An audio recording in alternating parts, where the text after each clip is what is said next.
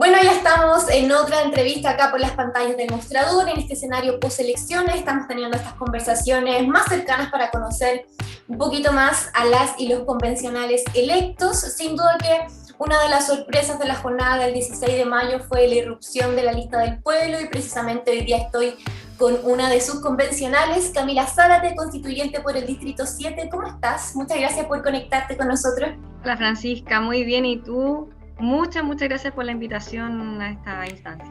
No, gracias a ti. Bueno, Camila, tú tienes 29 años, eres egresada de Derecho de la Universidad de Chile, te has especializado en Derecho Ambiental, has sido dirigente territorial, particularmente del Movimiento por el Agua y los Territorios, has llevado adelante las temáticas medioambientales de las zonas de sacrificio, te defines como una mujer animalista, ecofeminista, pero antes de seguir profundizando un poquito más de eso, me gustaría preguntarte, ¿cómo estás? ¿Cómo han sido estos días desde que supiste que ibas a ser una de las 155 personas que va a escribir la nueva Constitución de Chile en democracia? ¿Cómo has llevado este proceso? ¿Quién te está acompañando? ¿Quién te está asesorando? ¿Cómo han sido estos días? Bueno, estamos súper contentos por la noticia. La recibimos estando con otras candidaturas convencional en el colegio Winterhill de Viña del Mar.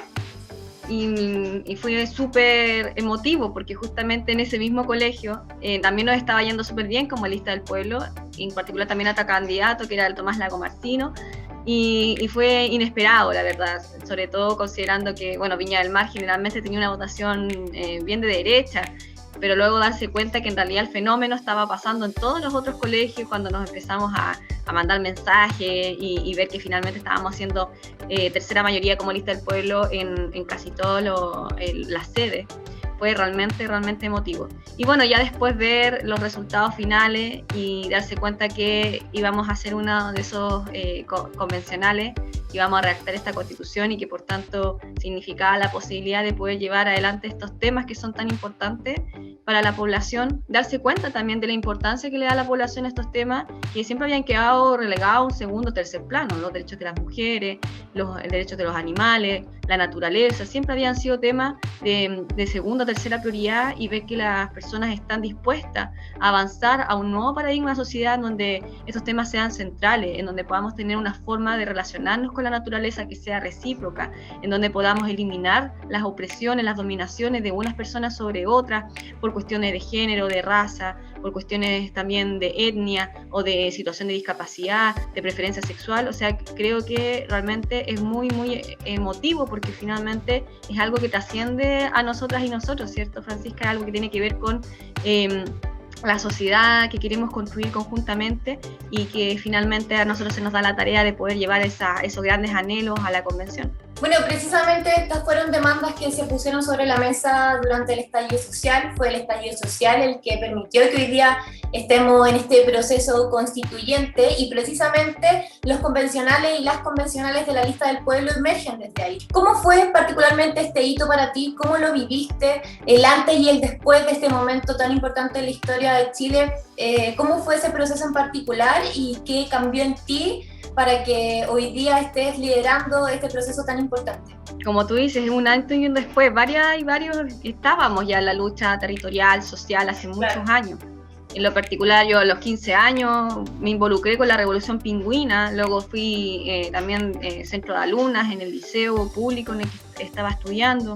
En la universidad fui vicepresidenta del centro de estudiantes, fui parte de la movilización del 2011, luego me involucro con Valparaíso por justamente la movilización del 2011, por eso me quedo acá. Luego, desde el 2011 en adelante, seguimos trabajando con las luchas territoriales, tanto a nivel también universitario, de ir promoviendo cultura también ecológica, pero sobre todo la lucha territorial, cuando ya en el 2012 levantamos el Movimiento por el Agua y los Territorios y nos involucramos también en las luchas territoriales en el ámbito local, en mi caso el Red Parque Cafetería, por la defensa del bosque querófilo, por la defensa de los cuerpos de agua, etc. Entonces, claro, siempre estábamos ahí movilizándonos, Francisca, los días, bueno, por lo menos una vez a la semana, cada 2 semanas, realizábamos movilizaciones, las marchas que realizábamos por el agua y los territorios todos los 22 de marzo, Día Mundial de la Tierra, 22 de abril, 22 de marzo, Día Mundial del Agua, 22 de abril, Día Mundial de la Tierra, todos los años.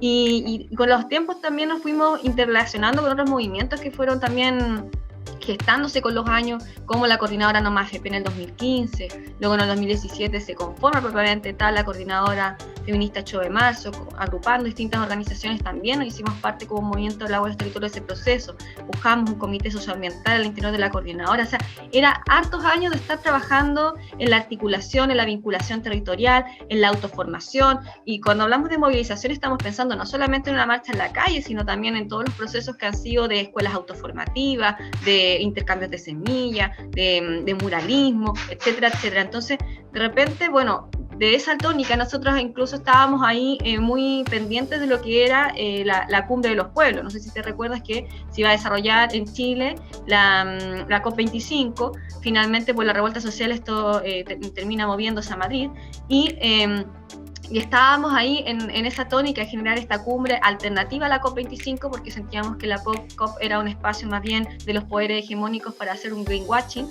Y ahí fue que finalmente, bueno, viene este despertar de la revuelta social, cuando los estudiantes se saltan los torniquetes y ocurre esto, y que es mágico, porque finalmente luego de eso, en vez de ver una sociedad atemorizada por un toque de queda, vemos una sociedad totalmente despierta, una sociedad que quiera empezar a hacerse parte de los espacios de lo público, las plazas, las marchas, finalmente termina siendo algo mucho más masivo, y claro, tampoco sin un liderazgo tan claro. Y ese despertar finalmente confluye en un nuevo Chile, y por eso siempre también hay que ser súper claro y claro. La movilización puede ser sostenida, tenemos trayectoria, sin embargo también hay compañeras y compañeros que despertaron con la revuelta social y que quisieron ser también parte de sujetos políticos y hacerse parte de lo público. Y lo interesante de la lista del pueblo es que finalmente lo que viene a hacer es confluir ambas formas de hacer política, desde aquellas que veníamos haciendo política social hace mucho tiempo, con también aquellas personas que un día decidieron ponerse un traje y empezar a marchar todos los días. Y creo que esa potencialidad de la lista del pueblo refleja muy bien la diversidad de nuestra población, y es lo que la gente quiso cuando votó por la lista del pueblo y quiso que la representáramos en la convención. ¿Qué significa para ti o cuál es el valor de ser independiente de partidos políticos, en el sentido de que, claro, hablamos de una independencia de no ser militantes de partidos políticos tradicionales, pero claro, también en el fondo igual ustedes provienen de los movimientos territoriales, son militantes sociales en el fondo, vienen a instalar demandas de un grupo de personas, por ejemplo, de tu movimiento por el agua y los territorios, y así un montón de organizaciones que están detrás de la lista del pueblo. Entonces no es una independencia de todos, sino que es una independencia de los partidos tradicionales. ¿Cuál es el valor que radica en eso para ti? ¿O cuál es el valor de ser independiente que le otorgas para que no exista, o cómo explicarlo mejor para que no exista esta distorsión que hoy día también se ha caricaturizado harto, que ser independiente es como negarlo todo y instalar intereses personales, pero en realidad no es así. Hay un background importante en la trayectoria de ustedes que van a ir a instalar a la convención. Sí, justamente, no es ser independiente un me mando solo, ¿cierto? Sino al contrario, es no me sujeto a decisiones populares partidistas, sino a las demandas del pueblo. Eso es el compromiso independiente de nuestro domicilio político, por decirlo así, por parte de nuestra lista, que es totalmente independiente.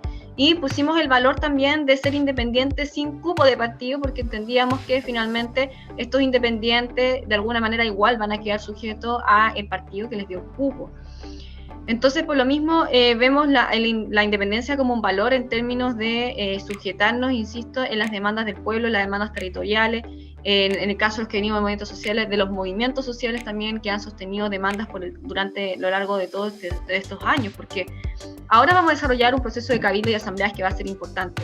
Sin embargo, también tenemos que considerar, y así lo hemos también empujado durante toda la candidatura, aquellas demandas que han sido históricas y que al mismo tiempo han sido desarrolladas por procesos de cabildos desde mucho antes de la revuelta social incluso. Claro. No olvidemos los cabildos No Más FP, no olvidemos también, bueno, lo que se desarrolló con la revuelta social, que fueron los cabildos que finalmente coordinó Unidad Social, los cabildos por el agua que empezamos a desarrollar nosotros desde principios de 2019.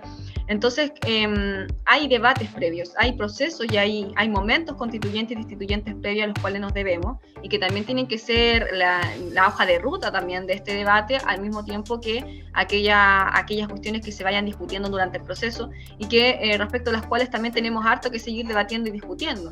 Y creo que esa es la potencialidad también de que estos procesos sean independientes, porque también dan un chance de la participación respecto a temas en donde quizá no tenemos una propuesta tan acabada, pero que no vamos a esperar esa propuesta acabada venga del partido, sino que al contrario de aquellos procesos sociales de deliberación, con aquellas también metodologías adecuadas, con la información también a mano, para que podamos también todos sentirnos sujetos políticos y aquellos que tienen expertise o tienen algo que colaborar puedan hacerlo. Ahora, claro, igual hubo otro punto que creo que es importante. También hubo una crítica que realizamos en particular a los partidos políticos en tanto falta de representación. No olvidemos que hoy en día el 2%, según la encuesta Academ, de las personas aprueba a los partidos políticos. No tienen, tampoco representan una cantidad de la población importante, y es más, por un proceso de fraude electoral que le hemos llamado nosotros, que fue los refichajes ilegítimos, también los partidos políticos figuran con militantes que realmente no lo son, sino que son personas a las cuales no se les consultó y se les envió una fotocopia de su carnet de identidad para refichar a los miembros. Entonces, aquí hay hartos procesos que tiene que sanear la política partidista tradicional para poder también recuperar la confianza de la gente y también se empieza a perspectivar una nueva forma de hacer política, que es lo que estamos también empujando desde acá, una forma de política mucho más horizontal, mucho más de cara a la gente. Inmediatamente después del 16 de mayo escuchábamos, creo que a Rafael Montesinos decir que la lista del pueblo no iba a hablar ni con la derecha ni con los partidos políticos. Ahí mi consulta es, ¿esta es como una opinión mayoritaria de ustedes? ¿Cuál es tu postura particular al respecto? Teniendo en cuenta que, claro, nadie en la convención tiene las mayorías para imponerse, está bastante equitativo el asunto. ¿Cuál va a ser tu estrategia para los acuerdos, para conversar? ¿Cómo vas a instalar ese diálogo al respecto? Bueno, la estrategia tiene que ser en distintos planos. O sea, primero, los convencionales independientes nos debemos a los independientes, por decirlo así. O sea, ya dentro de la lista del pueblo somos 27 escaños, nos estamos coordinando entre sí, nos estamos conociendo más. Como sabes, todos venimos de trayectorias distintas, de distintos movimientos sociales, entonces todavía hay un ejercicio de conocerse más. Y desde ahí también estamos pujando por vínculos con independientes de movimientos sociales, con algunos dirigentes también de pueblos originarios, y se ha estado haciendo también ahí ciertas articulaciones. Lo que dijo Montesinos tenía mayor relación, entiendo por el contexto, respecto de la libertad de las presas y los presos políticos de la revuelta social. Eso ha sido también un piso mínimo que hemos establecido para empezar a generar diálogo y sentarse a conversar, porque creemos que no están los mínimos democráticos para generar un proceso constituyente con presos políticos en las cárceles, sobre todo aquellos que vienen del espacio que pujó esta misma convención, ¿cierto? O sea, sin la revuelta social no habría convención. Entonces, tenemos que sanear lo que pasó en la revuelta social, incluida todas las vulneraciones de los derechos humanos y al mismo tiempo la prisión política de compañeras y compañeros que podrían haber sido cualquiera de nosotros. Entonces, hay que sanear eso para poder empezar a trabajar. Te detengo ahí. ¿Tú apuestas porque esto se resuelva antes de que comience la convención? Porque igual falta muy poco tiempo. ¿Ustedes apuestan que se resuelva antes, que se ofrezcan garantías antes? Eso es lo que estamos apostando, por eso es que estamos haciendo estas declaraciones, estamos haciendo llamados a movilización, porque creemos que es un tema que se tiene que zanjar para poder sentarnos a dialogar, sentarnos a escribir la Constitución. O sea, no podemos estar tranquilamente escribiéndola mientras hayan presos políticos en las cárceles. Eso lo hemos dicho muchas veces, es antiético. Es antiético olvidarnos de nuestras compañeras y compañeros y ponernos a trabajar con tranquilidad. Y por lo mismo es que estamos pujando este debate para que, si es que no es la liberación absoluta antes de sesionar, como dices tú, a lo menos hayan garantías mínimas por parte del Poder Constituido. Entonces, eso es lo que estamos también empujando desde la lista del pueblo.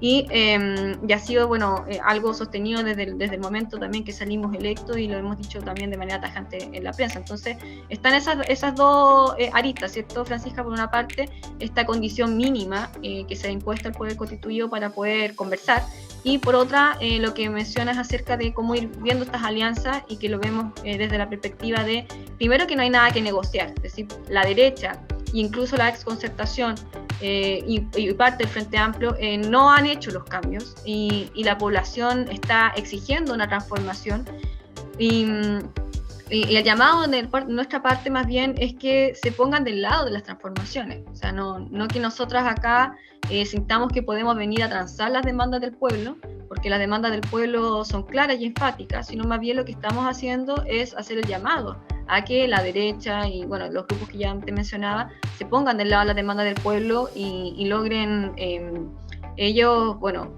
ceder, porque finalmente la fuerza transformadora ya se impuso a nivel de la convención, somos mayoría y eso es el escenario también el escenario de lo que fue el resultado de la elección y de lo que la gente finalmente quiere. Oye, ya como última pregunta, te consulto por tus temas de interés. Estaba leyendo en una de tus descripciones un concepto que me parece bastante interesante, que es el tema de la soberanía alimentaria.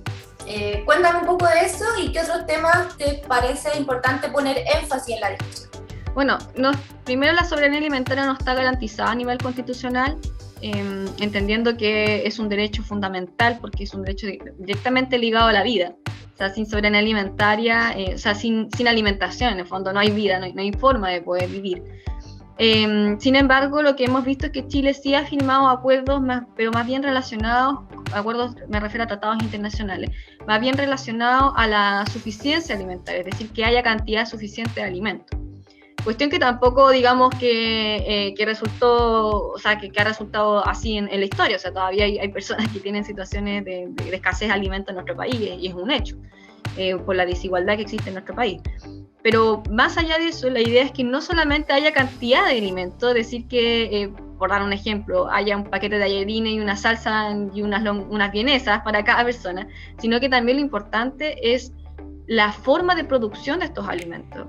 Es la semilla, en el fondo, con la cual también se cultivan los alimentos. Una semilla que sea una semilla tradicional campesina es la apuesta, no una semilla transgénica, no tampoco cultivos con plaguicidas, que finalmente también hay una relación perversa entre los transgénicos y los plaguicidas en nuestro país, y por lo mismo también un cultivo que venga desarrollado con otras formas de generar alimento a través de la agroecología y no a través del monocultivo exportador, que sabemos que además depreda territorio y genera sequía.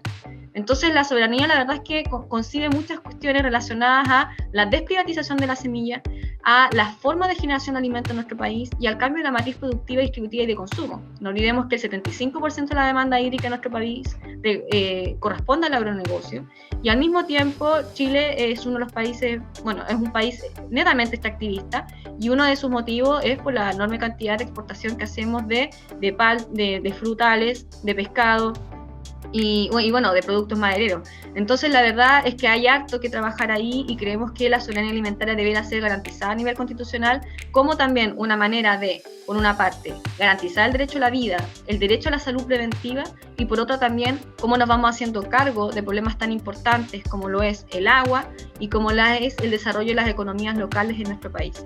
Y bueno, otros temas, aparte de eso, ya es obvio que uno de los puntos fundamentales de mi candidatura tiene que ver con reconocer el agua como un bien común y no como un bien privado al alero del mercado. También establecer prioridades de uso con respecto al agua, donde la primera prioridad de uso sea el consumo humano y el equilibrio ecosistémico, y luego ya en segundo lugar la soberanía alimentaria justamente, y finalmente el ámbito de la producción. Otra demanda importantísima para nosotros tiene que ver con que la naturaleza sea reconocida como sujeta de derechos, sus propios derechos, como el derecho a la justicia restaurativa, el derecho al respeto a sus ciclos naturales, como el ciclo del agua, y por otra parte también que los animales sean reconocidos como sujetos de derechos, en el entendido de que tienen la especial capacidad de sentir dolor. Y bueno, creo que lo mencionaste por ahí también, nuestro enfoque también es ecofeminista, porque entendemos que la relación que existe de dominación del hombre sobre la naturaleza es muy parecida a la relación del hombre sobre las mujeres, y entendemos que tenemos que construir una sociedad libre de opresiones de cuerpos y territorios, tanto cuerpos humanos como no humanos, en el entendido de la construcción de una sociedad igualitaria, libre de exclusiones y por supuesto mucho más justa. Perfecto, Camila Zárate, convencional por el Distrito 7, te agradezco por el tiempo, te deseo mucho éxito ya a puertas de comenzar este proceso constituyente, te agradezco por el tiempo. Muchas gracias, Francisca, por la entrevista y ojalá nos podamos ver luego. Que estés muy bien, chao. Chao.